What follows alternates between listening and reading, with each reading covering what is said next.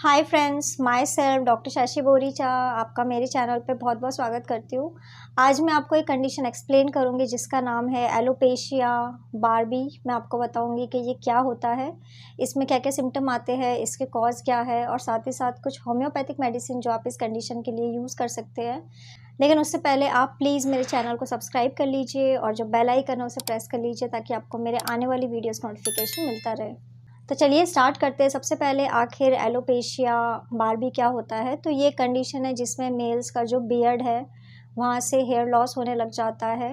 ये एक तरीके का ऑटो इम्यून डिजीज़ है जिसमें पर्सन का जो इम्यून सिस्टम है वो उनके सेल्स को ही अटैक करने लग जाता है। जैसे कि आपकी बॉडी का जो हेयर फॉलिकल्स है उसको आपकी बॉडी का जो इम्यून सेल्स है वो मिस्टेकनली उसको अटैक करने लग जाता है। तो उसी कंडीशन को हम लोग एलोपेशिया बार्बी कहते हैं। अब मैं आपको इसके सिम्टम बता देती हूँ कि अगर किसी पर्सन को एलोपेशिया बार्बी हुआ है तो उसमें आपको क्या क्या सिम्टम्स दिखाई देंगे।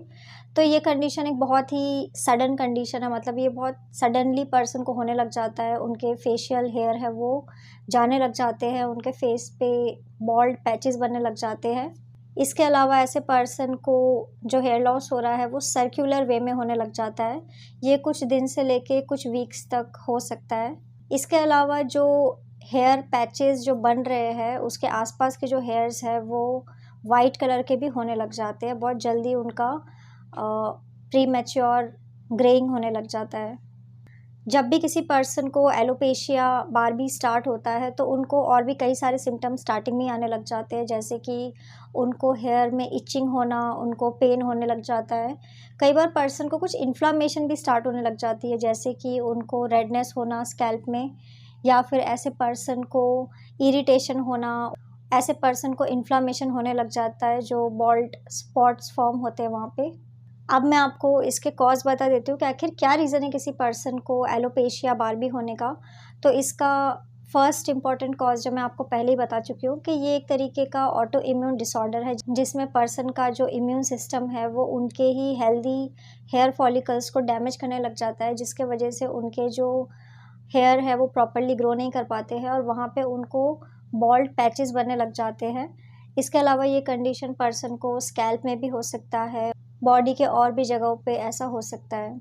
इसके अलावा कई बार स्ट्रेस, एंजाइटी, डिप्रेशन भी एक बहुत ही इम्पॉर्टेंट रीज़न है जिसके वजह से पर्सन के जो फेशियल हेयर है वो जा सकते हैं। इसके अलावा जेनेटिक एक बहुत ही इम्पॉर्टेंट रीज़न है। अगर आपकी फैमिली में किसी को ये कंडीशन था, जैसे आपके फादर को या फिर आपके ग्रैंड फादर को ये कंडीशन थी, तो आपको होने के चांसेस काफ़ी ज़्यादा बढ़ जाते हैं। इसके अलावा ऐसा देखा जाता है कि जिन लोगों को एस्थमा था या फिर अगर किसी पर्सन को एलर्जी की कंप्लेन थी तो ऐसे लोगों को भी ये कंडीशन हो सकता है। एलोपेशिया बार्बी वो लोग भी बहुत ज़्यादा डेवलप करने लग जाते हैं जिनको ऑलरेडी कोई बीमारी होती है, जैसे कि अगर किसी मेल को पहले से ही डायबिटीज़ था, टाइप 1 डायबिटीज़ था, या फिर उनको स्किन से रिलेटेड कोई बीमारी थी जैसे कि लूपस था, या फिर उनको ऑलरेडी कोई और ऑटो इम्यून डिजीज़ थी। अगर किसी पर्सन को सोराइसिस हुआ था पहले तो उनके भी चांसेस बढ़ जाते हैं। कई बार कुछ वायरल इन्फेक्शन के वजह से भी पर्सन को ये कंडीशन हो सकती है, या फिर अगर आपकी कोई मेडिसिन चल रही है तो उसके वजह से भी आपको ये कंडीशन हो सकता है।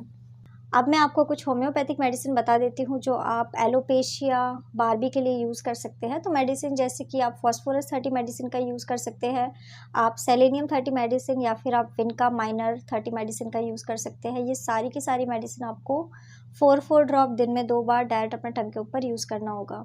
सो फ्रेंड्स, ये था एलोपेशिया बार्बी। मैंने आपको बताया कि ये क्या होता है और इसमें क्या क्या सिम्टम आते हैं, इसके कॉज क्या है, और साथ ही साथ कुछ होम्योपैथिक मेडिसिन जो आप इस कंडीशन के लिए यूज़ कर सकते हैं। तो अगर आप किसी भी कंडीशन के लिए मुझसे कंसल्ट करना चाहते हैं तो आप मुझे मेरे व्हाट्सएप नंबर पे मैसेज कर सकते हैं, मैं आपको रिप्लाई करूँगी।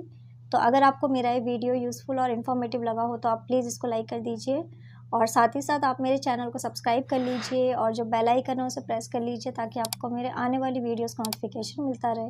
तो आज के लिए बस इतना ही। Thank you.